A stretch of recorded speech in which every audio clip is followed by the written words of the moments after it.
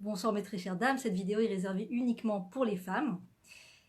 Donc c'est le thème de la jalousie dans le couple, la jalousie de manière générale. Est-ce que c'est un sentiment qui est un sentiment positif ou est-ce que c'est un sentiment négatif? Est-ce que c'est un sentiment légitime ou pas? Est-ce que c'est un sentiment qui vaut le coup d'exister, qui vaut le coup d'entretenir ou pas? À quoi sert la jalousie? Pourquoi est-ce que le Créateur a créé la jalousie? Tout ce que le Créateur crée a une raison. Tout ce qui a été créé dans ce monde n'est pas une erreur, n'est pas un hasard. D'accord? Or, si seulement la jalousie pouvait ne pas exister, si seulement je pouvais être plus sereine et ne jamais soupçonner mon mari ou mon conjoint ou mon fiancé. En effet, c'est vrai que sans jalousie, on pourrait vivre une vie peut-être plus calme, peut-être plus calme. Mais si ce sentiment de jalousie qui vient réveiller chez nous des émotions vives, chacune plus ou moins selon sa situation, selon sa psychologie, selon les données de sa vie, selon aussi le bagage familial qu'elle a. On a tous un bagage familial, on a tous un modèle de parents. Encore une fois, on n'est pas là pour taper sur les parents, que Dieu préserve, on n'est pas là pour leur reprocher quoi que ce soit. On ne peut pas se mettre en position de juger ses parents puisque nous ne connaissons pas réellement leur vécu dans les moindres détails. Nous ne sommes pas passés par ce par quoi ils sont passés dans leur enfance et tout au long de leur vie, donc on ne peut pas les juger. Mais il y a une réalité qui fait qu'on a des parents. On vient d'une source, on vient d'un milieu, on vient d'une atmosphère. On a eu chez soi, dans sa maison, dans sa vie, un modèle de parents. Et il se peut que parfois ce modèle, n'étant pas parfait, comme tous les modèles, eh bien, on a épongé des choses, épongé peut-être de la jalousie de la part de sa maman pour son papa, peut-être un manque de propreté des mœurs, peut-être des choses qu'on a vues qui nous ont fragilisés au niveau de notre confiance en la fidélité du conjoint, peut-être un manque de fidélité de la part des parents, des fois ou un sentiment, vous savez, des fois les enfants, des fois les parents sont tout à fait fidèles, mais les enfants vont voir des choses et croire des choses et vont entretenir des pensées très souvent fausses. Par exemple, voir maman être sympathique avec le coiffeur et tout de suite se dire peut-être que ma maman n'est pas fidèle à mon papa, et c'est tragique pour un enfant. Et ce traumatisme-là dans l'enfance peut créer des troubles par la suite chez l'enfant. Je n'ai pas confiance en ma femme, je n'ai pas confiance en mon mari parce que inconsciemment j'ai des troubles, j'ai des traumatismes du fait que j'ai cru quand j'étais petit, j'ai été très fortement déstabilisée, fortement déçue parce que j'ai cru que ma maman n'était pas complètement fidèle, j'ai cru que mon papa n'était pas complètement fidèle. Des fois c'est basé sur juste des croyances, juste des croyances qui sont fausses. Les parents sont tout à fait honnêtes et droits et voilà, on va voir des choses, on va croire des choses et ça peut arriver à tous les enfants de la Terre. C'est pour ça que c'est important en tant que parent d'être le plus propre possible, le plus de savoir se mettre les bonnes barrières parce que les enfants voient les choses. Les enfants voient les choses. Les enfants voient si maman rougit parce que quelqu'un qui n'est pas mon papa lui a fait un compliment. Les enfants ressentent les choses très fort. Ce sont des scanners.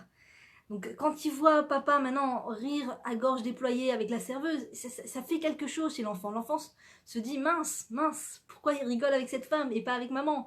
Pourquoi les enfants sont très sensibles par rapport à ça et leur future vie de couple va découler de cela, va se construire ou pas par rapport au fait que dans leur enfance, ils étaient tranquilles à ce niveau-là ou pas. Il faut savoir que pour nos enfants, on est des héros à la base. C'est-à-dire qu'on n'a pas encore fait quoi que ce soit à part leur donner naissance, on est des héros. Ils nous voient vraiment comme des héros. Et quand ils partent de ce sentiment de l'enfance, de papa est un héros, maman est un héros, est une héroïne, et que ils sont confrontés tout d'un coup à une légèreté d'esprit de la part du parent, même si le parent ne l'a pas fait exprès, ou le parent est à milieu de croire quoi que ce soit, de fauter ou quoi que ce soit. Mais l'enfant va très très vite arriver à des conclusions dans sa tête. Donc il faut savoir qu'on a des âmes très très sensibles à côté de nous, et qu'il faut bien se tenir, il faut se tenir à carreau, parce que, d'abord parce qu'on doit des comptes à sa femme, on doit des comptes à son conjoint, on doit des comptes au créateur, par rapport à la fidélité, et aussi parce que nos enfants prennent exemple sur nous, et surtout leur future aptitude à faire confiance à leur conjoint va beaucoup beaucoup dépendre de est-ce qu'ils ont senti que papa et maman étaient des gens fiables à ce niveau-là, au niveau de leur fidélité l'un envers l'autre. Donc c'est très important, on a là un grand défi, un grand challenge, on a entre les mains vraiment l'avenir du couple de nos enfants par rapport à la manière dont on va nous-mêmes se comporter avec les étrangers ou pas. Et en l'occurrence, que vient faire la jalousie? Qu'est-ce que ce sentiment de jalousie vient apporter dans le monde? Est-ce que c'est créateur? Est-ce que ça fait évoluer les choses, la jalousie? Ou est-ce que ça fait régresser les choses? D'abord, une femme a tout à fait le droit de ressentir de la jalousie envers son mari. C'est pas un sentiment qui est grave, elle n'est coupable de rien lorsqu'elle ressent de la jalousie par rapport à son mari. C'est pas une mauvaise volonté de sa part, c'est juste que elle est très sensible, elle aime beaucoup son conjoint, elle aime beaucoup son mari, c'est la preuve qu'elle est sensible. Parce que le contraire serait bizarre, si une femme est insensible maintenant. Une femme, son mari, regarde à droite, à gauche, parle avec des femmes, et non, moi je ressens rien, mais on est libre, chacun fait ce qu'il veut, on s'appartient pas, on n'est pas menotté, tout ça. Ça veut dire que quelque part, la femme, elle a l'esprit ailleurs, et que elle n'est pas très concentrée sur son couple, et qu'elle aussi, quelque part, elle a autre chose à faire que de se concentrer sur la construction de son couple. Donc ça, c'est plutôt une moins bonne nouvelle. Quand une femme ne ressent aucune jalousie pas du fait de la construction de couple, mais du fait que ça l'intéresse pas vraiment, quoi. Elle est pas vraiment très très sensibilisée par ce que son mari peut avoir en tête, peut faire ou regarder. Une fois, il y a longtemps, quand je regardais encore des émissions à l'époque, il y avait une émission comme ça où il faisait une visite des appartements, c'était des trucs d'immobilier, une émission d'immobilier comme ça, et puis il visite la maison d'une famille comme ça, en pleine campagne, en pleine cambrousse en France, et donc c'est la femme comme ça qui fait visiter la maison, elle dit voilà, donc là c'est notre chambre, là c'est la cuisine, et puis là, bon, bah, c'est le bureau de mon mari, c'est sa petite chambre secrète, et puis elle ouvre la porte comme ça, et puis on voit, mon Dieu, que Dieu préserve un calendrier, mais je ne peux même pas décrire la chose, des posters impudiques dans la salle, et l'agent immobilier avec la caméra qui rentre dans le truc, et tout le monde est mal à l'aise comme ça. Ils disent, mais vous êtes au courant de cette pièce, vous êtes au courant de... Oh, ben c'est la pièce secrète de mon mari, hein, il fait ce qu'il veut, hein, c'est sa petite vie privée, c'est son petit... Donc ça non, ça non, c'est pas acceptable, ce genre de choses. Parce que il y a des philosophies comme ça, non juives, qui veulent légitimer, en fait, le manque de pudeur, qui veulent légitimer le manque de fidélité. Et qu'est-ce qu'ils nous disent? Ils nous disent comme ça, ce qui n'est pas du tout la vision de la Torah. Ils nous disent, c'est pas parce que tu te maries que vous vous appartenez, d'accord? Une fois mariés, vous continuez d'être des personnes libres, d'être deux entités, d'être deux personnes totalement libres de votre volonté, de vos pulsions amoureuses, de vos pulsions animales, de vos pulsions, ils n'appellent pas ça des pulsions animales, mais nous on sait grâce à la Torah que ce sont tout simplement des pulsions animales qu'il faut gérer, qu'il faut entraver, qu'il faut maîtriser, d'accord? Et eux voient en ça le fait de laisser vagabonder leur cœur et leurs yeux partout ailleurs, sauf avec leur conjoint. Ils appellent ça la normativité de la vie, quoi, la normalité de la vie. C'est la normalité de la vie. D'accord? On n'a même pas besoin d'en parler. C'est normal que c'est pas parce qu'on se marie que ça légitime, ça nous oblige à être fidèles l'un envers l'autre. Donc à partir de là, tu fais ta vie, je fais ma vie. Hein. C'est pas parce qu'on est passé devant le curé que on se doit plus que ça. Tu fais ta vie, je fais ma vie. Et puis voilà. Et la Torah nous dit non, pas du tout. Pas du tout. Nous faisons partie d'une même âme, nous faisons partie d'un même corps. Une fois après être passé sous la roupa, une fois après être marié au niveau rabbinique, au niveau de la Torah, l'âme va se reformer en une seule chair. C'est le but du mariage. On ne doit former qu'une seule chair. Donc bien entendu qu'on s'appartient l'un à l'autre, bien entendu qu'on se doit des comptes l'un à l'autre, bien entendu que l'on doit être propre dans nos mœurs, bien entendu, et bien entendu qu'on doit et qu'on a le devoir de parler de ça, de débattre de ça. C'est important que mon mari soit au courant que je ressens de la jalousie. Dans certains moments, dans certaines situations, peut-être même des fois, c'est pas du tout fondé sur quoi que ce soit. Il y a rien qui vient me prouver que mon mari est en tort ni quoi que ce soit, mais je ressens des jalousies, une jalousie spontanée, naturelle. Je me fais des idées, des films, j'ai peur, j'ai des angoisses. Je dois en parler à mon mari ou mon futur fiancé. Je le dois d'en parler. Sans pour autant le mettre en situation d'accusation, sans pour autant lui faire ressentir que c'est de sa faute.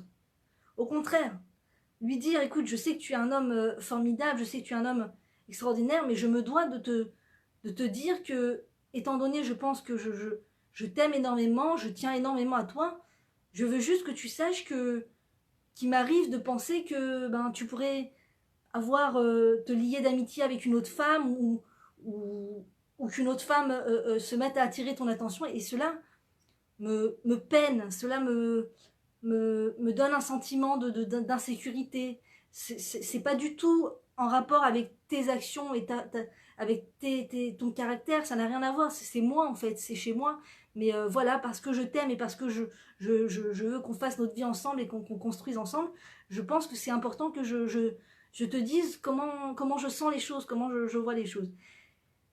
Maintenant, il faut savoir que des fois, il arrive que soi-même, on ne sache pas vraiment où mettre les barrières, qu'on ne sache pas vraiment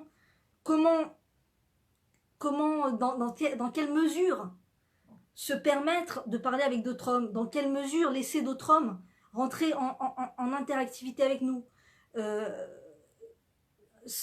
On n'a pas pensé au sujet, et puis voilà, il arrive que nous-mêmes, on soit mariés, on soit en fiancé avec un autre homme, fiancé avec un homme, et il se peut qu'il y ait à l'extérieur toutes sortes de rencontres avec la jante masculine, et que soi-même, on n'ait pas mis des barrières claires encore, d'accord?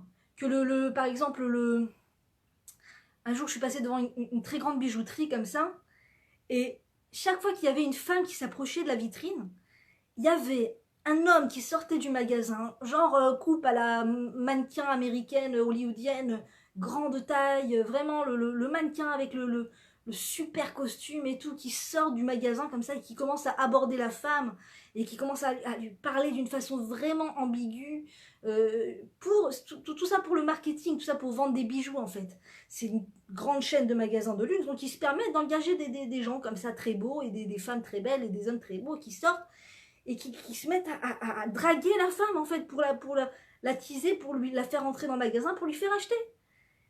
J'étais mais écœurée parce que je me dis, l'achat d'un bijou en général, ça reflète normalement, si on est en bonne santé morale, l'achat d'un bijou doit refléter en général le lien conjugal, le lien marital, le lien sacré entre l'homme et la femme. En général, si la femme désire un bijou, elle désire que son mari lui offre ce bijou. Si un mari offre un bijou à sa femme, c'est pour renforcer le lien entre eux.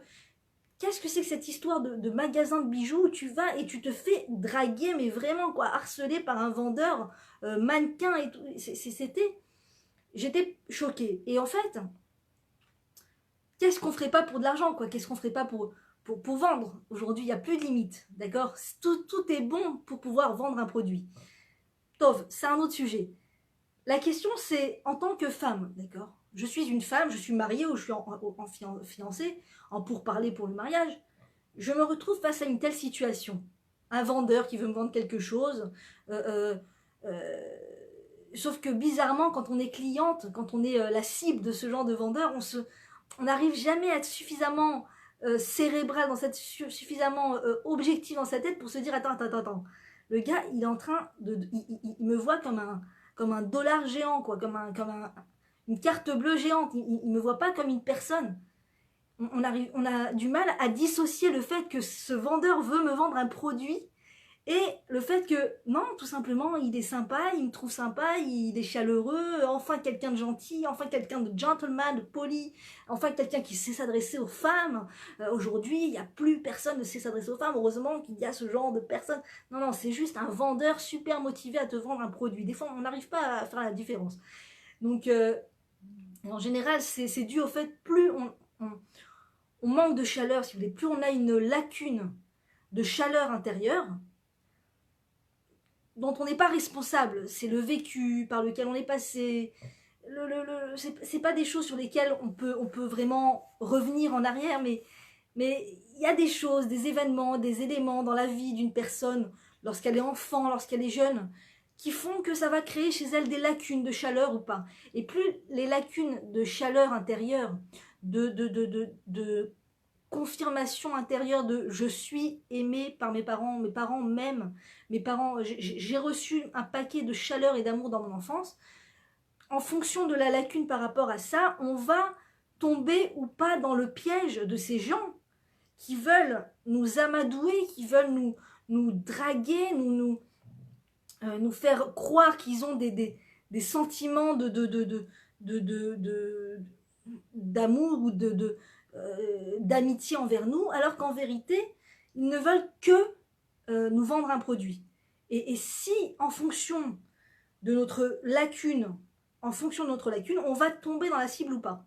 On va être la cible de ce genre de démarche. C'est comme ça pour tout. C'est comme ça pour tout.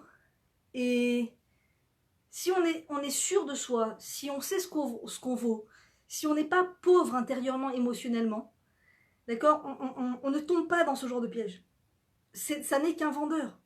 Ou bien ça n'est qu'un homme, qu'un Don Juan, qu'un serial killer de drague.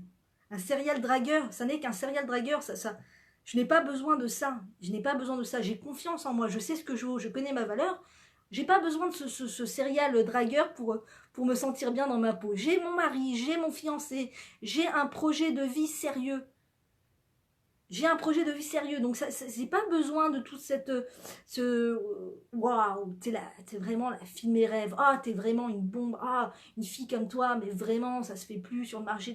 Je vais pas tomber dans le panneau de ce genre de slogan tellement connu et rabâché par l'humanité, par toutes ces personnes qui cherchent à justement des proies qui n'ont aucune, comment dire, qui n'ont aucun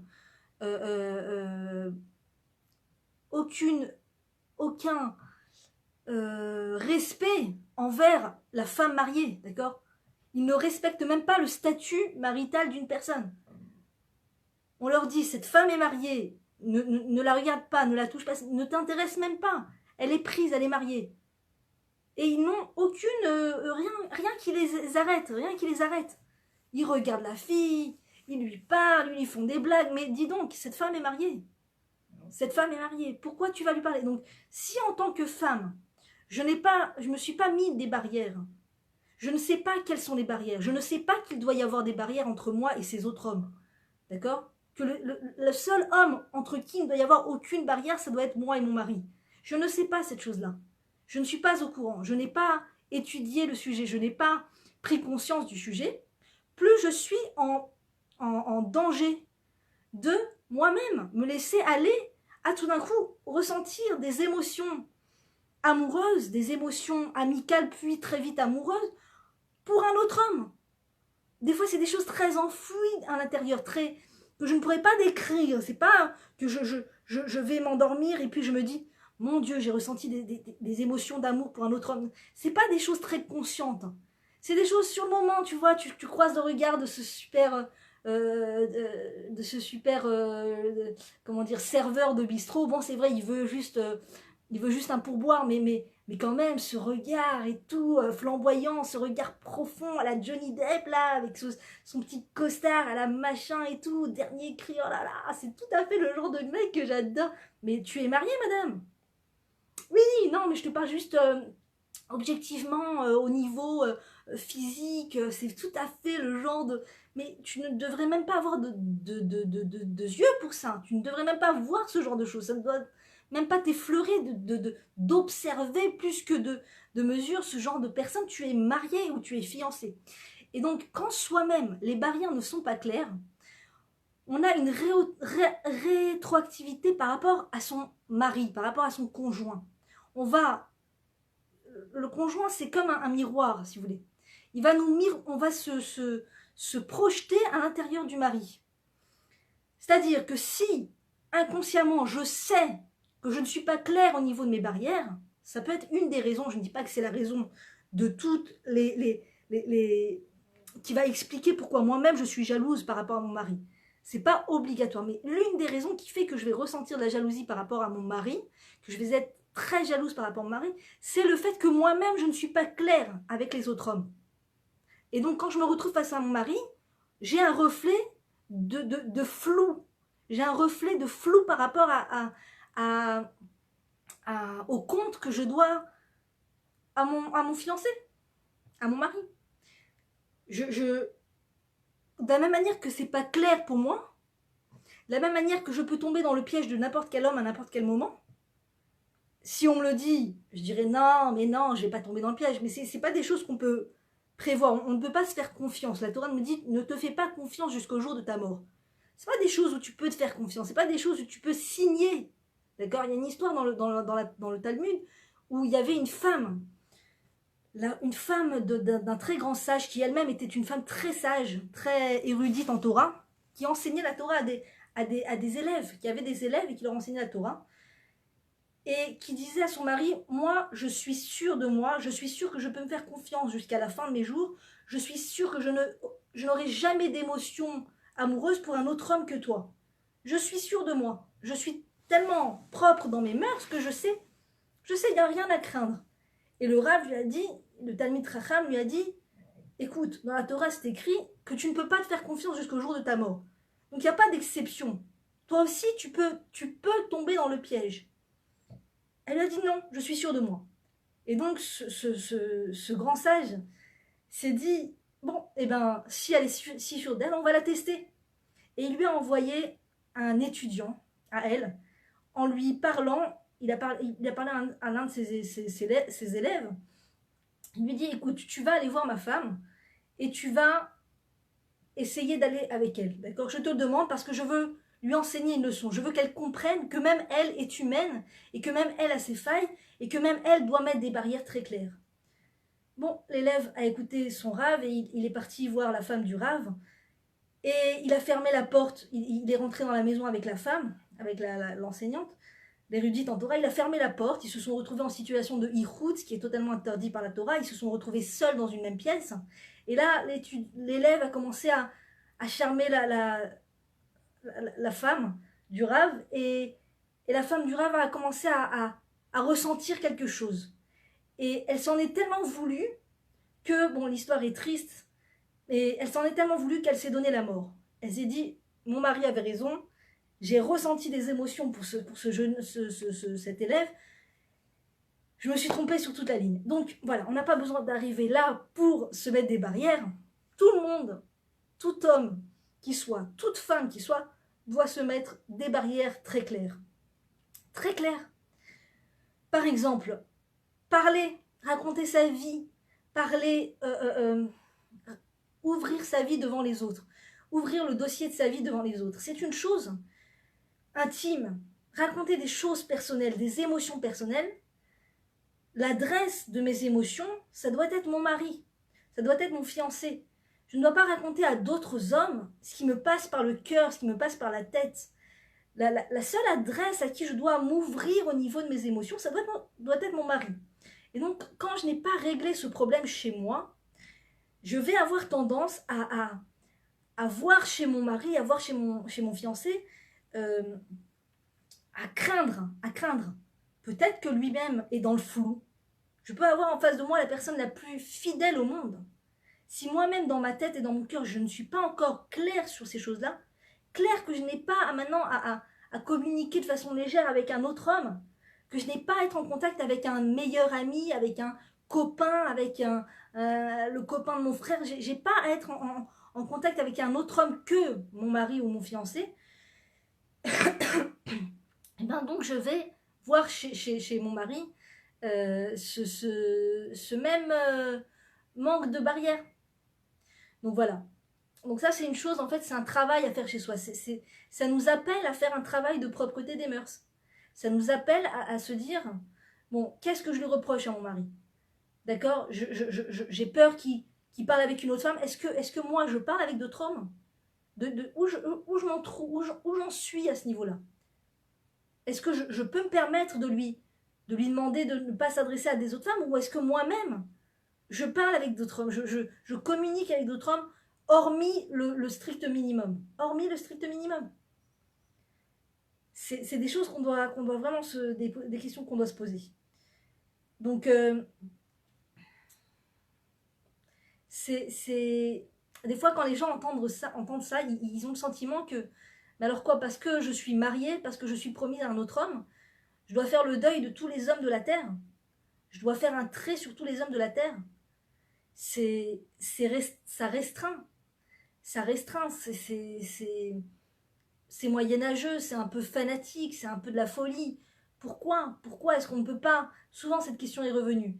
Il y a tellement de milliards d'êtres humains sur Terre. C'est évident qu'on ne va pas aller avec tous les êtres humains de la Terre. On est marié avec un homme. On est marié avec un homme. Après, on va rencontrer d'autres hommes. On peut tout à fait communiquer, parler, avoir des liens avec d'autres hommes et se mettre des barrières par rapport à la tromperie, ne pas tromper son mari, ne pas se dire j'ai des collègues, j'ai un patron, j'ai ça, mais voilà, je ne vais pas avoir un lien intime avec eux, je ne vais avoir un lien intime qu'avec mon mari. On peut tout à fait se restreindre comme ça, on peut tout à fait se maîtriser. Et il faut savoir que déjà, il y a plein de choses qui sont faites pour rapprocher les êtres, pour rapprocher les esprits. Par exemple, raconter une émotion personnelle, ça rapproche très fortement les esprits, ça rapproche très fortement les cœurs.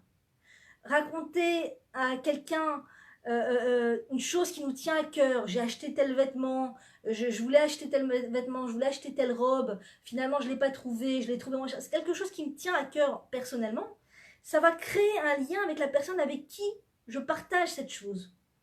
D'accord? Ou alors une émotion, je suis à bout, je suis fatiguée, je suis un peu attristée, je suis un peu déçue, et que voilà, j'ai ces émotions-là. Et tout d'un coup, je rencontre quelqu'un, un monsieur dans le bus ou quoi, et qui me dit ça va madame, ma petite dame, vous n'avez pas l'air très bien.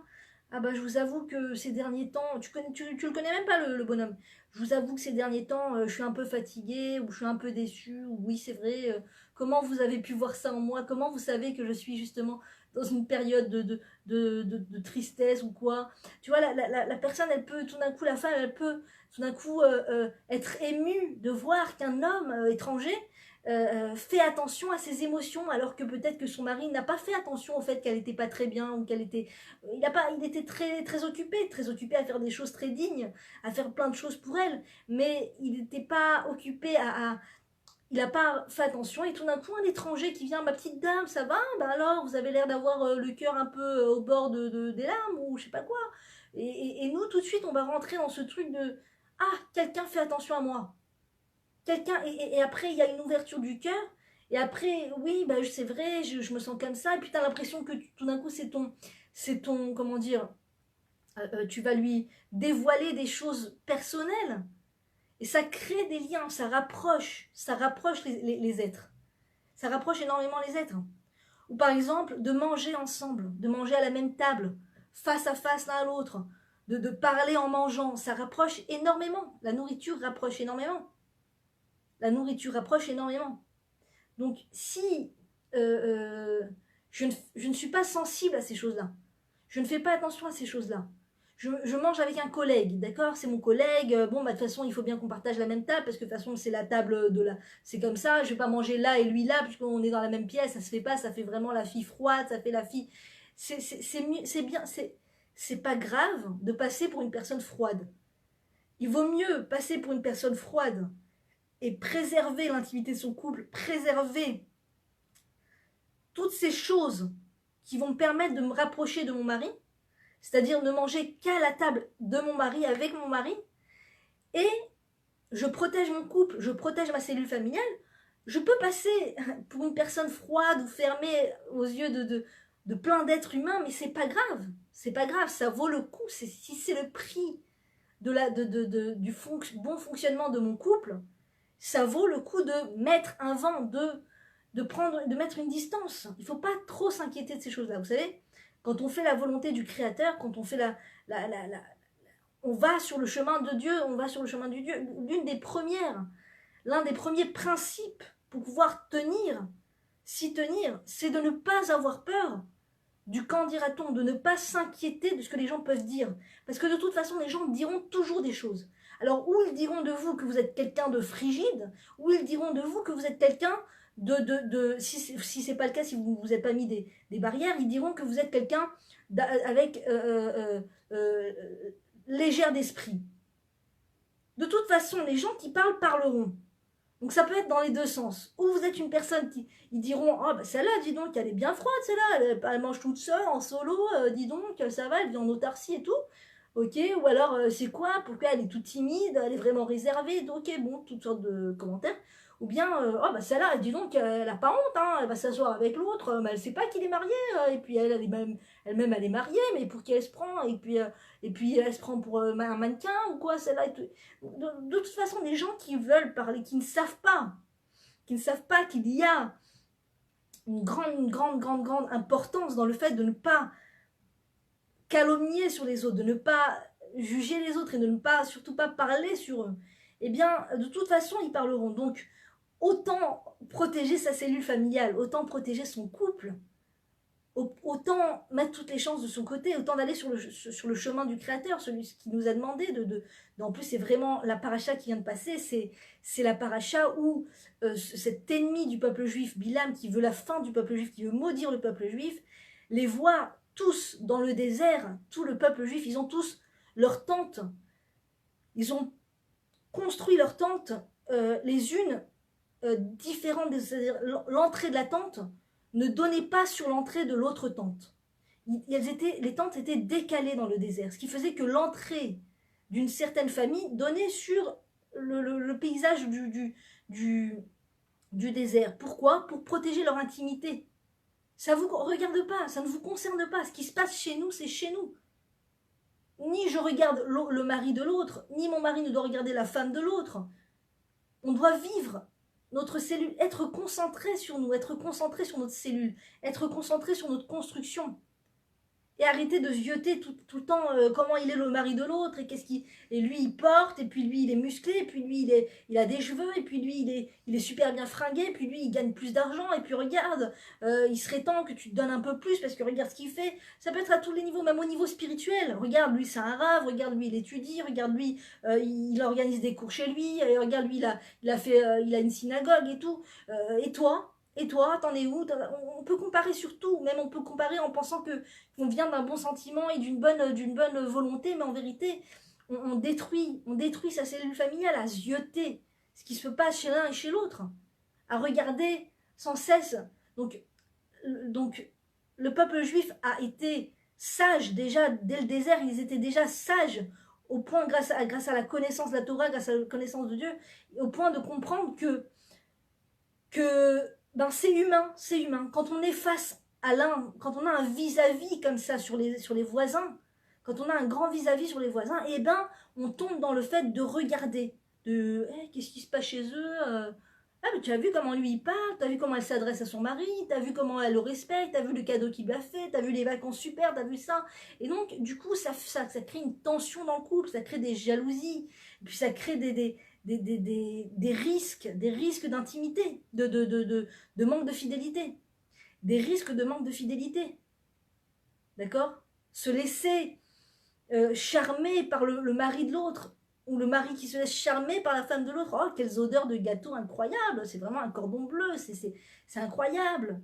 Alors quand en plus on va chez les uns, chez les autres, le Shabbat, les couples de même âge, les couples de même âge à peu près, on est sans arrêt les uns chez les autres, il y a un côté humain, si vous voulez, une pulsion animale de regarder, d'envier, de vouloir que ça m'appartienne.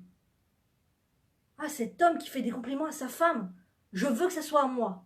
C'est un côté puéril, un côté enfantin qui est à l'intérieur de nous, mais un côté qui existe en chaque être. Et c'est pour ça que Dieu nous dit, mettez des barrières, protégez votre intimité, protégez votre cellule familiale. N'exposez pas votre famille aux yeux de tous. Et ne regardez pas ce que les autres font. Et c'est pour ça que les réseaux sociaux sont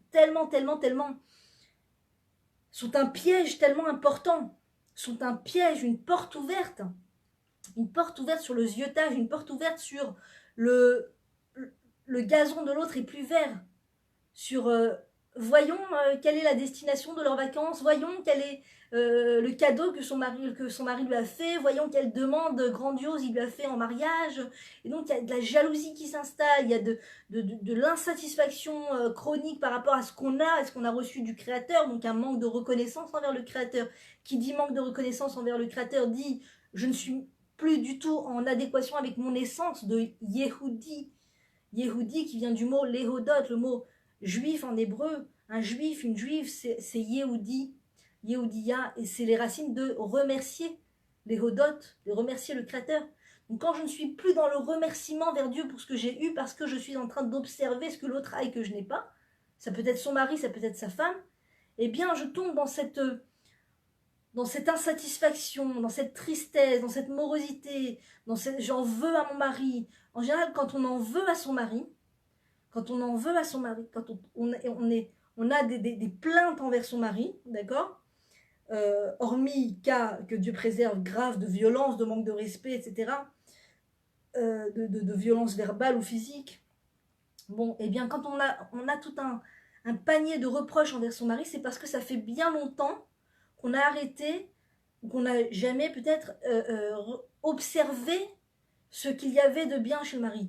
Et on n'a pas remercié pour ces choses-là. Et comme on n'est pas occupé à remercier pour ce qu'on a, comme on n'est pas occupé à remercier pour le mari qu'on a, on n'est pas occupé à remercier pour les enfants qu'on a et pour les qualités que notre mari et nos enfants ont, ou pour les vacances qu'on va avoir ou pas, ou pour la maison dans laquelle on vit, on n'est pas occupé à remercier, on est occupé à observer l'autre. D'accord? Les réseaux sociaux, c'est sans arrêt observation. J'observe l'autre. J'observe son corps, sa tête, sa vie, son vernis, ses derniers bijoux, sa façon de s'habiller, ses vacances, ses destinations, ses sorties, c'est combien le nombre d'enfants. Donc je suis tout le temps en train d'observer l'autre. Donc j'en suis dans une démarche intérieure de désirer ce que je n'ai pas, alors que j'ai beaucoup, alors que j'ai énormément, mais je ne le vois pas, je suis aveugle à ce que j'ai et très très voyante vis-à-vis de ce qui ne m'appartient pas, et ça crée une amertume intérieure, ça crée une jalousie intérieure, ça crée une insatisfaction, et donc la tristesse et le manque de joie, etc. Donc c'est l'un des grands symptômes de ces réseaux sociaux, c'est l'un des grands symptômes du fait de s'exposer à ce smartphone et à tout ça, et toute cette exposition toute cette exhibition très poussée des photos, des partages de mes enfants sur Instagram, ma vie, ma maison, ma piscine, mon truc, mon machin, c'est cet exhibitionnisme à outrance vient tout déboussoler, tout décaler dans ma vie. Je ne suis plus du tout concentrée sur ce que j'ai, je ne suis plus du tout concentrée sur ce que Dieu m'a donné, je ne suis plus du tout concentrée à me renforcer dans ce trait de caractère extraordinaire qui s'appelle je suis contente de mon lot, mais je suis là en train de désirer le lot de l'autre.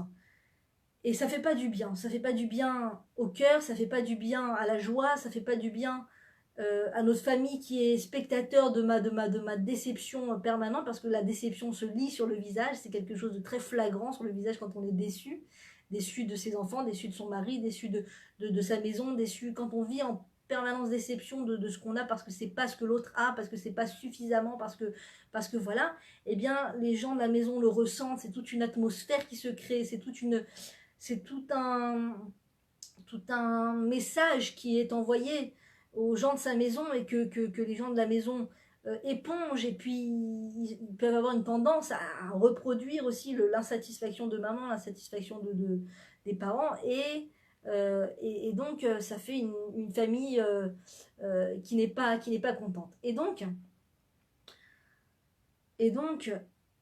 euh, on peut passer complètement à côté de la construction de son couple.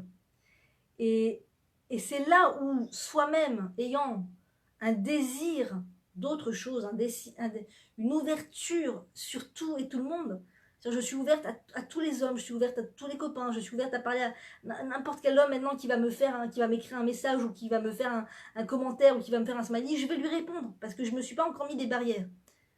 Je me suis pas mise des barrières claires, et donc il se peut très bien qu'un homme, alors que je suis mariée, ou que je suis en couple, ou que je suis fiancée, il se peut très bien que maintenant, demain, un homme me dise j'adore ton style, j'adore tes vêtements, waouh, t'es belle, waouh, c'est quoi ce brushing, waouh, t'es trop marrante, waouh, t'écris bien, waouh, truc.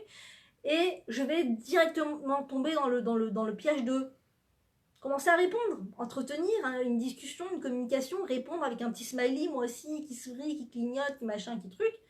Et il y a un lien qui se crée. Et cette insécurité venant de ma part par rapport aux barrières va être reproduite sur mon copain, sur mon mari. Si je suis capable de tomber dans ça, c'est qu'il est forcément capable de tomber dans ça, alors que c'est peut-être pas du tout le cas. C'est peut-être pas du tout le cas. Maintenant, il faut savoir qu'il y a des choses qu'une femme ne peut pas supporter.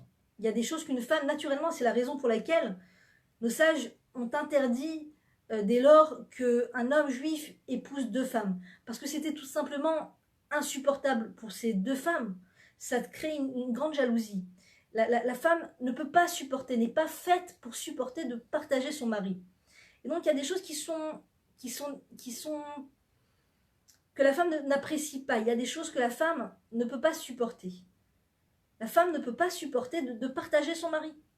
Ni de partager son mari avec ses copines, ni de partager son mari avec ses cousines, ni de partager son mari avec que Dieu préserve, les collègues de son mari, ou la secrétaire de son mari. C'est quelque chose d'insupportable pour la femme. Et donc c'est la raison pour laquelle la femme est sensible. Elle ressent les choses. Elle ressent les choses. Ah, pourquoi une secrétaire si belle? Ah, pourquoi il envoie des messages à cette fille? Ah, pourquoi maintenant il est en grosse communication, en gros dialogue avec ma copine, ou avec la voisine, etc. C'est normatif et normal et humain que la femme se sente dérangée par ces choses-là. À moins qu'elle ait lu énormément cette philosophie non juive de vous ne vous appartenez pas, d'accord? Et cette philosophie est un grand frein à la construction du couple. C'est un grand frein. Ça veut dire n'espère même pas devenir une seule chair avec cet homme. Tu t'es pris pour qui? Tu crois qu'il t'appartient? C'est ça que cette philosophie vient créer dans notre esprit. Elle veut nous désespérer. Tu crois que cet homme t'appartient? Mais pour qui tu te prends? Tu crois que tu vaux? Tu as la valeur, tu as la valeur suffisante pour posséder un homme sur terre? Tu ne possèdes personne, tu n'as le droit de posséder personne. Et donc, ça va être un frein, ça va être un handicap dans le couple, parce que la femme en permanence va se dire, je n'ai aucun droit, je n'ai aucune légitimité d'exprimer mon sentiment à mon mari, parce qu'il ne m'appartient, parce que je ne le possède pas. D'accord? Bien sûr, c'est connu que la femme ne va pas se marier avec son mari pour l'éduquer, pour maintenant venir lui donner des leçons morales, etc. Mais elle a tout à fait le droit et le devoir d'exprimer son ressenti. ce qu'elle ressent par rapport à elle-même, sans accuser son mari, sans accuser l'autre, ne pas lui dire tu es totalement infidèle, tu me sembles vraiment léger d'esprit, et c'est pas dans ce sens-là, mais c'est dans le sens de tu sais, je suis une femme très sensible, je vois les femmes qui te regardent ou qui t'approchent ou qui te parlent, et ça éveille chez moi de la jalousie, ça éveille chez moi une déception, ça éveille chez moi un sentiment d'insécurité. J'ai l'impression que ces femmes sont un obstacle à notre couple. J'ai l'impression que ces femmes entretiennent un lien avec toi auquel elles n'ont pas, elles n'ont pas le droit d'accès. J'ai l'impression elles te volatilisent à moi. On peut t'exprimer son ressenti. Je sais que c'est un grand challenge, c'est très dur. Quand tu es en plein dans l'émotion forte comme ça de la femme qui attire le regard de ton mari, tu es dans une émotion de colère. Mais la colère, si maintenant on va se servir de la colère pour essayer d'expliquer à son mari ce qu'on ressent comme jalousie, ça va jamais faire évoluer les choses. Ça risque pas de faire évoluer les choses. Alors bien sûr, la femme a le droit, si vraiment elle est dépassée par les émotions, si vraiment il y a une situation qui est trop lourde pour elle, elle a le droit de pleurer devant son mari, elle a le droit de d'hausser le ton devant son mari. C'est humain, c'est normal. Mais après, il faut essayer d'arriver à cette discussion un peu plus maîtrisée, un peu plus équilibrée de regarde, moi quand je vois cette femme qui s'approche de toi et qui te fait carrément la bise, habillée dans cette tenue et qui te parle comme si j'existais pas, comme si tu n'avais pas de femme, je ressens des émotions très vives, je te l'avoue, et mettre vraiment les pieds dans le plat. Ne pas avoir peur. Parce qu'il y a un Yetzer Hara, il y a une voix qui dit mais qui t'es, mais pour qui tu te prends? Pour qui tu te prends, madame, à vouloir venir dire à ton mari de ne pas regarder? Pour qui tu te prends? Et là, on doit lui dire, je me prends pour madame, pour sa femme. Je suis sa femme, donc je me prends pour sa femme. J'ai le droit et la légitimité de me prendre pour la femme de mon mari, puisque c'est ce que je suis. Et donc, en tant que femme de mon mari, j'ai le droit de lui expliquer que j'aimerais, si possible, que son attention, son regard, ses compliments, sa complimentation, sa prise de plaisir à observer, soit tournée uniquement vers moi. J'ai le droit et j'ai la légitimité et j'ai le devoir de le faire. Je ne peux pas souffrir indéfiniment et avaler la pilule en disant je peux rien y faire, ça me concerne pas, je me fais des films. Il y a bien sûr, il y a le fait aussi de se faire des films.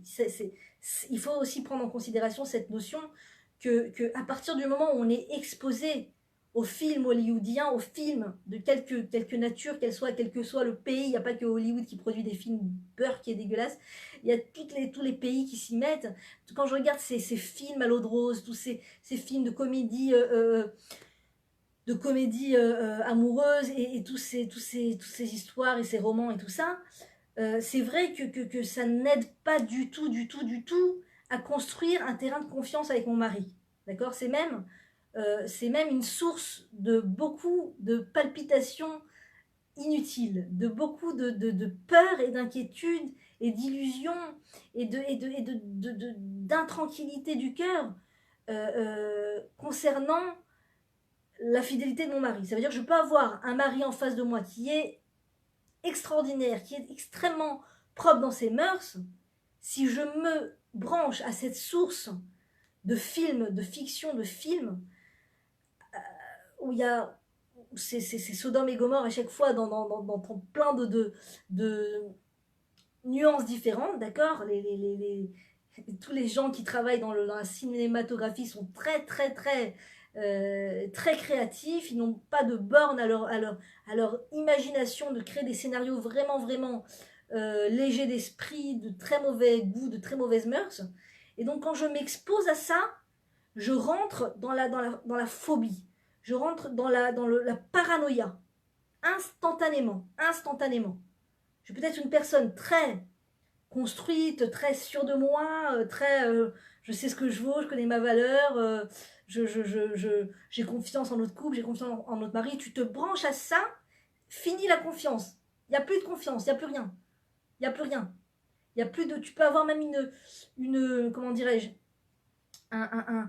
un bagage formidable de tes parents, avoir un modèle extraordinaire de tes parents et tes grands-parents, des gens très fidèles l'un à l'autre et tout, tu te branches à cette source de comédie, d'illusion et tout ça, d'impudeur au possible, terminé, il y a plus ce terrain de confiance, c'est terrible ce que ça vient faire, ça dérobe entièrement la capacité d'avoir confiance en le mari. Ça détruit tout, comment dire, la flore de confiance en l'autre est complètement piétinée, complètement. Donc déjà, pour se donner des chances d'être équilibré par rapport à ses émotions de confiance en l'autre, déjà, il faut faire un ménage de sevrage de toutes ces médias qui sont destructeurs. Destructeurs pour soi, destructeurs pour notre couple. C'est tout simplement, je pense que même les témoignages ne manquent pas à ce niveau-là. Même les meilleurs couples, avec un bagage formidable, avec des traits de caractère formidables à la base, avec tout pour réussir, tout. Si tu fais rentrer au sein de la famille un écran de télévision, un écran de série, un écran de tous ces médias, il n'y a presque aucune chance qu'ils réussissent à se construire de façon saine. Comme je dis, c'est un peu pessimiste, mais c'est la vérité. Ça peut prendre plus ou moins de temps, mais cet objet qui est l'écran, le film, les séries, va petit à petit installer des mines mentales entre l'homme et la femme, d'accord? Au niveau des mauvaises croyances, au niveau des mauvaises pensées, au niveau du temps que ça vole, et donc au lieu d'être occupé à se rencontrer, à se connaître, à se parler, parce que déjà comme ça, construire un couple, c'est pas quelque chose de simple. Il faut beaucoup d'interactivité, d'interaction propre, de tout parasite. Il faut beaucoup de rencontres avec le mari, beaucoup de communication, pas d'un coup, pas du jour au lendemain. Pas, ah, j'ai vu une vidéo, j'ai vu un cours de Torah, il faut beaucoup communiquer, allez, demain on va communiquer pendant 5 heures d'affilée. Ça doit être petit à petit, encore un peu là, 5 minutes par là, 5 minutes de connexion, 5 minutes de parlage, 5 minutes de parler, et tout d'un coup, ah, bah, on regarde la montre, ça fait 20 minutes qu'on parle, ah, c'est super, ça fait une demi-heure. Sauf que avec l'écran, pas de rencontre possible. Il n'y a pas de rencontre possible. Même si on dit, allez, vas-y, maintenant on mange et on regarde pas la télé, il y a cet écran-là qui nous appelle. Il y a cet écran comme un drogué qui sait qu'il y a sa dose dans le placard, là. Il y a sa dose dans le placard. Comment tu veux qu'il se concentre sur une discussion avec son ami? Quand est-ce qu'il arrête de parler? Quand est-ce qu'on finit de parler? Je prends ma dose. Dès qu'il finit de parler, je prends ma dose. Dès qu'on finit de parler, je prends ma dose. Ça appelle, ça attire. L'esprit n'est pas tranquille. On a beaucoup de mal à se rencontrer quand on a sur soi des smartphones, quand on a sur soi des écrans. Même si le smartphone est éteint, même s'il est sur silence complet, c'est presque impossible de rentrer vraiment dans une interactivité avec le conjoint de valeur vraiment profonde, où je déverse mon âme vers toi. J'ouvre, j'épanche vers toi mon âme, j'épanche vers toi ma personnalité. C'est ça le but du mariage. C'est ça le but du mariage. C'est de faire communiquer les âmes autant que possible. Et le mieux sera, et le plus sera le mieux.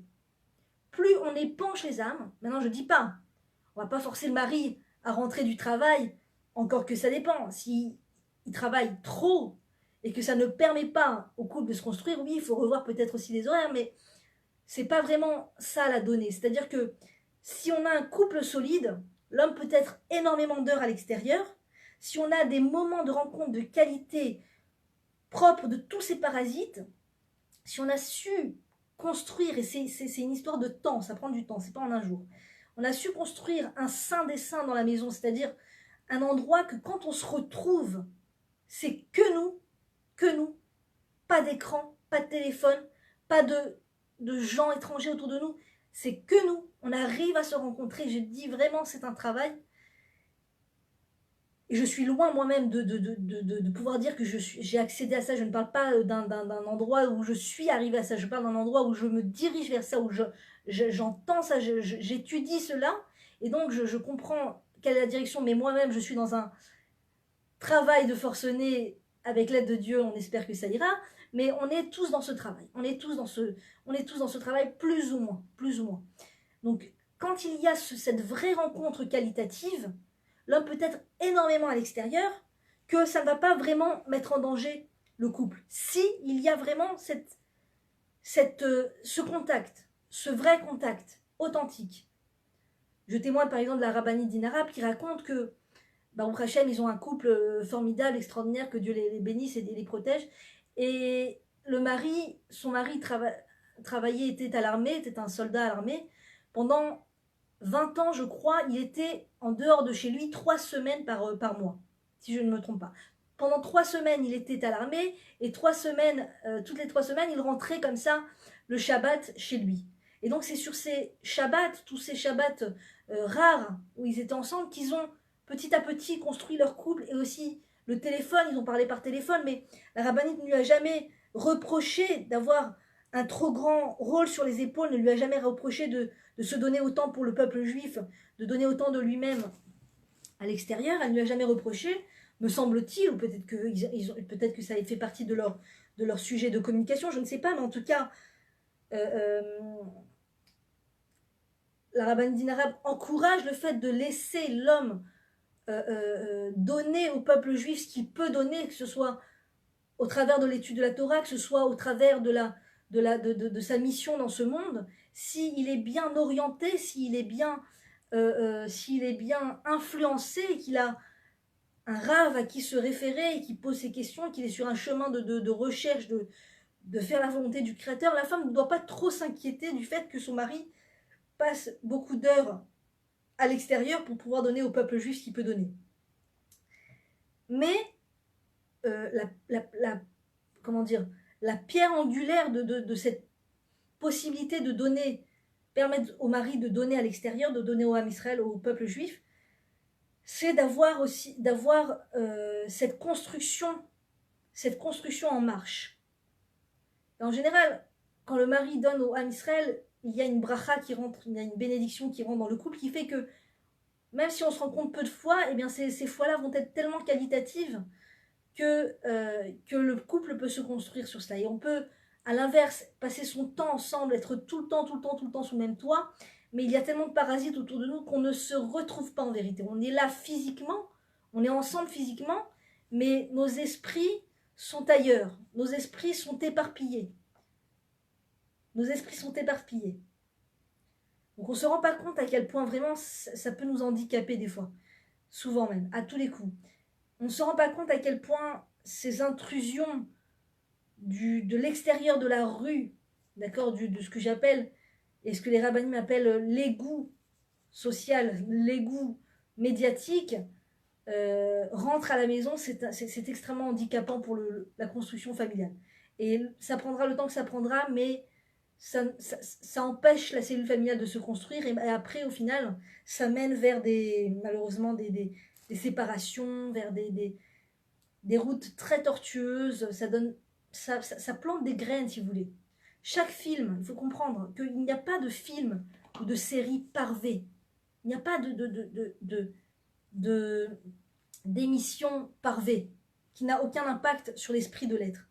Toutes les émissions et les films faits par toute cette usine non juive, toute cette usine d'esprit non juive, va planter des graines petit à petit dans la tête de l'homme, dans la tête de la femme, et va planter des graines qui poussent. D'accord ? Une graine, ça pousse, ça finit par donner quelque chose, ou des orties, ou des beaux fruits, ou des belles plantes. Mais une graine dans la tête, ça finit par pousser. Donc si je regarde en permanence des séries et des films où il n'y a pas, il faut savoir, ça n'existe pas comment dire, un film, ça n'existe pas un scénario sans mauvaise mœurs, sans esprit léger, sans manque de pudeur, sans infidélité, ça n'existe pas. Sinon, ça ne se vend pas. Donc, ça n'existe pas. Donc, pensez-vous qu'on puisse être sans arrêt exposé à ce genre de choses sans que jamais cela n'ait d'impact sur nous? Pensez-vous vraiment que je vois un film avec de la tromperie et que je reste la même le lendemain? Mieux encore, je sois encore plus renforcée dans l'idée d'être fidèle à mon mari, que mon mari est encore plus renforcé dans l'idée d'être fidèle à moi. Tous les messages que j'intègre dans ma tête, tous les messages que j'écoute avec mes oreilles, avec mon cœur, s'intègrent en moi et donnent des plantes. Là, dernièrement, aujourd'hui, j'ai assisté, enfin j'ai passé une journée extraordinaire, Dieu merci. Il y a un grand rassemblement qui dure à peu près 3 jours à Jérusalem pour tous les femmes et les hommes juifs qui sont centrés sur les enseignements, sur la cellule familiale, sur le couple. Et c'est un endroit extraordinaire.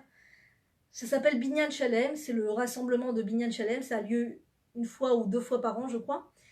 Et après cette exposition merveilleuse à tous ces cours extraordinaires et tous ces enseignants de très grande pointure, Dieu merci, je suis sortie tellement heureuse et tellement bien influencée, Baruch Hashem. Et comme il était tard, mon mari m'a dit prends un taxi, donc je suis montée dans un taxi. Et voilà, très heureuse avec le vent de Jérusalem qui rentre dans la voiture. Et puis il y avait la radio allumée. Et là, il y avait les informations. Et je me suis dit, c'était des informations vraiment tragiques, comme toujours, il n'y a pas d'informations pas tragiques. Donc des histoires tragiques les unes sur les autres. Les informations, c'est le zoom sur tout ce qu'il y a de négatif et de mal dans ce monde. D'accord? Les gens, des fois, disent non, c'est pas vrai, des fois, il y a des choses positives. Alors, bon, d'accord, un pourcentage. 1%, on va dire. 99% de ce qui est dit dans les informations ou à la radio, ça n'est que des mauvaises nouvelles. Ce ne sont que des mauvaises nouvelles. Donc, ils vont vraiment chercher le noir dans le monde, le négatif dans le monde, la faiblesse des êtres, la faiblesse des humains, et ils nous la font apporter à nos oreilles. Pourquoi vous ne parlez pas? Pourquoi vous ne me parlez pas des choses positives, de l'aspect fort et courageux de l'être humain? Tel père de famille a donné une somme d'argent à des veuves et des orphelins. Telle mère de famille a cuisiné un bon petit plat pour ses enfants pendant 1 heure durant, et grâce à elle, ses enfants avaient de quoi manger. Je sais pas, papa, tel homme est parti étudier la Torah tant d'heures. Je sais pas moi, toutes les bonnes nouvelles. Pourquoi? Pourquoi pas les bonnes nouvelles? Parce que c'est difficile de se concentrer sur le bien. Alors, ça coule de source. C'est plus spontané de parler du mal, et puis ça croustillant, et puis les gens ils en veulent encore, ils deviennent accros aux mauvaises nouvelles, etc. Donc voilà, là il y avait la radio qui était allumée, j'entendais toutes ces mauvaises nouvelles. Au début je me suis dit je vais pas déranger le chauffeur, je vais pas lui dire d'éteindre la radio, si ça se trouve il attend les informations avec impatience, c'est pas grave, ça n'aura pas d'impact sur moi, je sors d'un endroit avec des choses tellement formidables que ça n'aura pas d'impact. Et puis j'entends encore une mauvaise nouvelle, encore une mauvaise nouvelle. Je me dis non, c'est en train de me volatiliser toute ma bonne énergie, tout ma bonne influence, Dieu merci. Non, j'ai pas envie. Je sentais vraiment qu'un voleur vient et me vole ma bonne influence de 3 jours de rassemblement d'études de Torah sur la cellule familiale extraordinaire. Donc je me suis dit bon, je vais boucher les oreilles. Donc j'ai bouché les oreilles très fort. Malgré tout, j'entendais exactement tout, encore plus fort. C'est comme si que, je sais pas, ça avait un effet de sono dans mes oreilles. J'entendais très bien la personne annoncer les mauvaises nouvelles. Là, j'ai dit non, je suis pas d'accord. J'ai pas envie de me... Je vois pas pourquoi. Je lui ai dit, Slicha, excuse-moi, est-ce que tu peux éteindre la radio? Ah oui, bien sûr, bien sûr, bien sûr. Et là, il a éteint. Je me suis dit, il n'y a aucune... Pourquoi je vais me faire ça? Pourquoi je vais mettre un bâton dans les roues? Pourquoi? Si c'était tourné, qu'il avait mis la main dans mon sac et qu'il m'aurait volé mon porte-monnaie, je l'aurais laissé faire? Non. Alors pourquoi je vais laisser un journaliste me voler ma joie, me voler mon bien-être, me voler ma simcha, me voler mon regard positif sur la vie, me voler mon regard positif sur la terre d'Israël, sur les habitants d'Israël, sur la période formidable dans laquelle on se trouve, qui est la période de la venue du Messie, qui est la période le début de la délivrance. On est en pleine délivrance, les Juifs reviennent sur leur terre.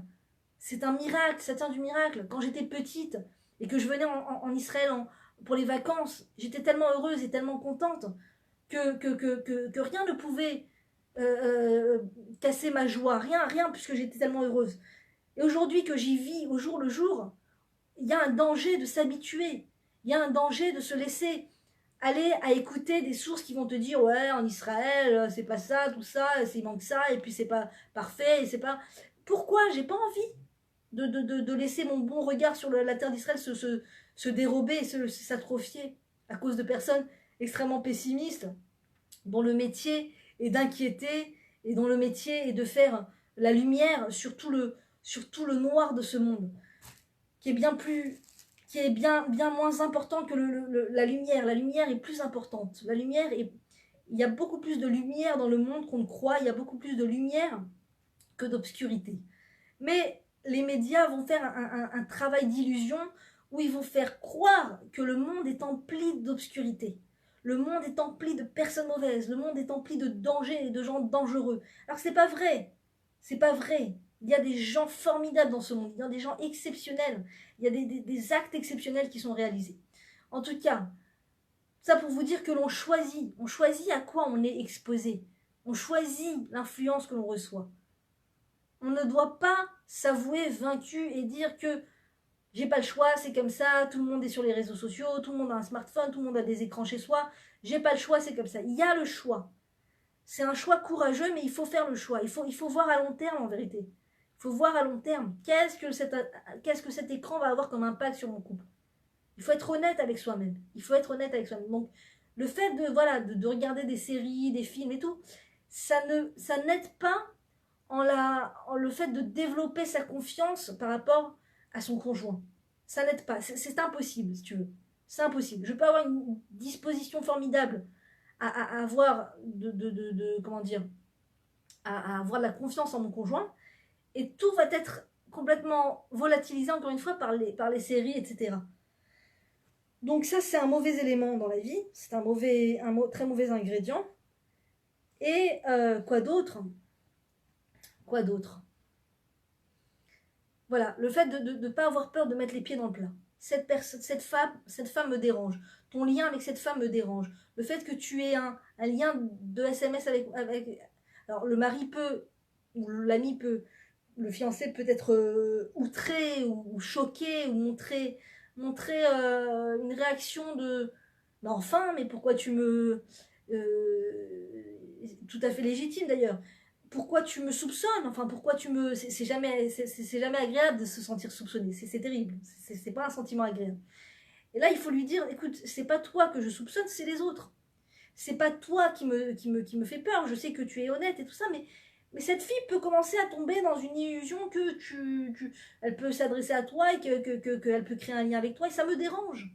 Ça me dérange, je suis ta femme, on est passé sous la roupa ensemble, tu es le père de mes enfants, ou tu es mon fiancé, ou je veux sentir que la terre est solide entre nous, que le sol est solide entre nous, que tu n'as de yeux que pour moi, que tu n'as d'émotions que pour moi, que tu ne partages tes secrets qu'à moi, que tu ne partages tes émotions qu'à moi, ou par exemple ton intéressement, le fait de t'intéresser à autrui, que cet intéressement soit tourné vers moi. J'aimerais ressentir que je suis la seule femme qui est l'objet de ton attention, la seule.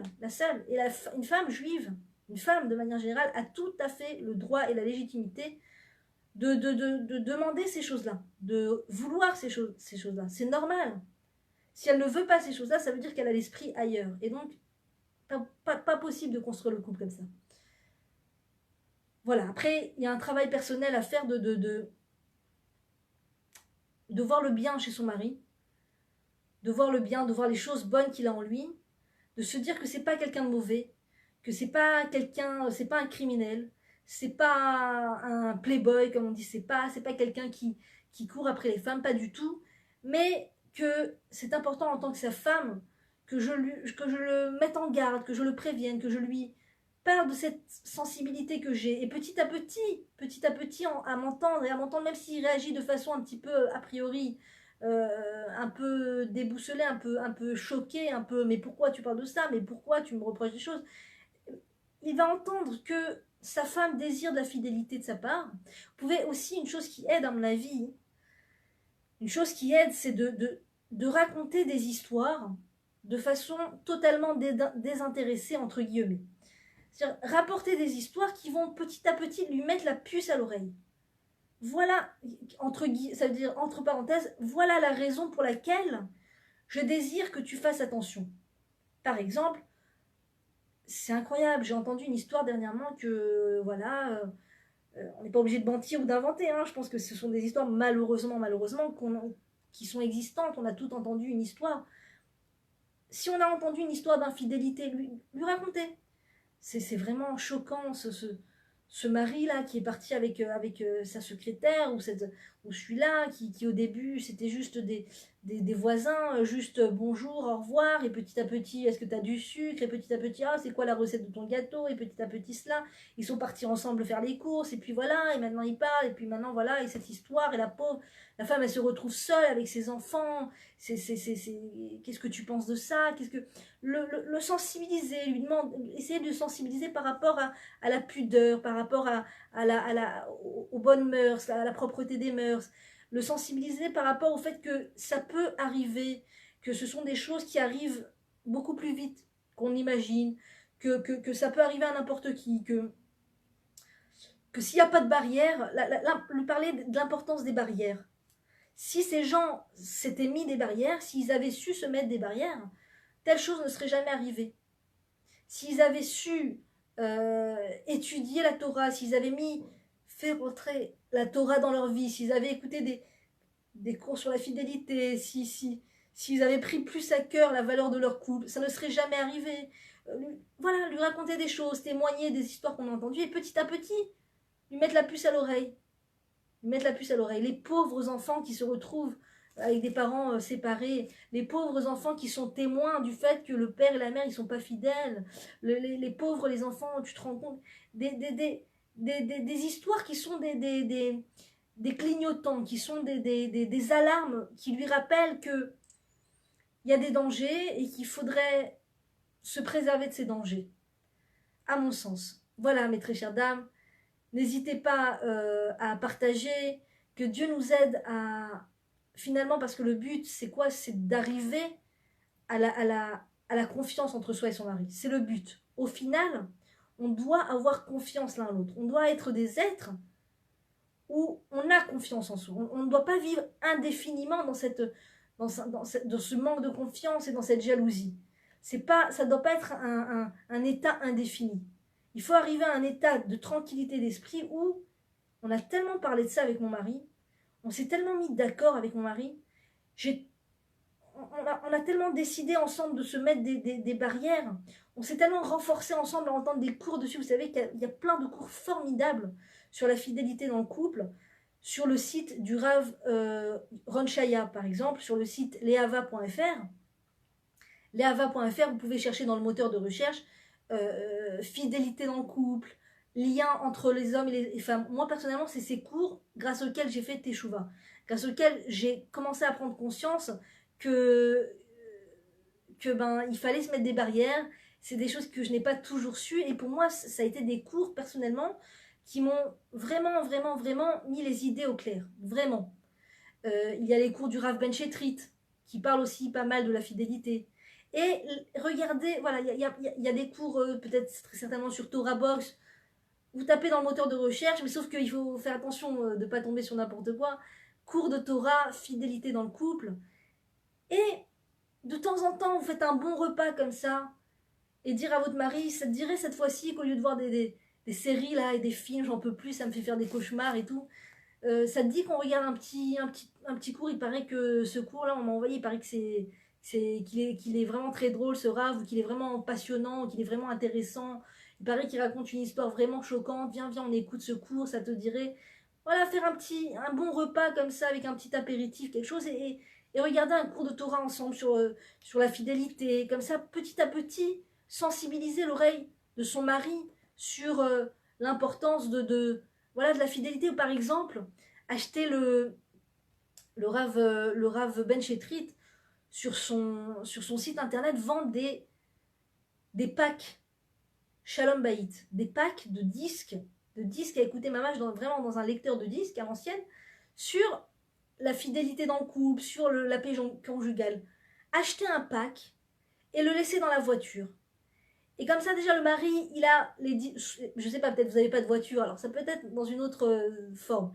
Mais si vous avez une voiture avec un lecteur de disques, le mari de temps en temps il veut écouter un disque, ben, au final il va mettre un disque du Rav Ben Shetrit. Ou alors vous partez pour un long voyage, ça te dit qu'on mette un cours du Rav Ben Shetrit? Peut-être oui, peut-être non. Non, franchement, là, ça va m'endormir, j'ai besoin des informations, j'ai besoin de la musique, j'ai besoin de ça. Ah, d'accord, pas de problème. Et puis, petit à petit, revenir. Si ça te dit, même prier avant de proposer. Prier, c'est très efficace la prière. Mon Dieu, dans votre cœur, merci pour le mari formidable que tu m'as donné. Merci pour les cours de Torah que tu diffuses autour de nous.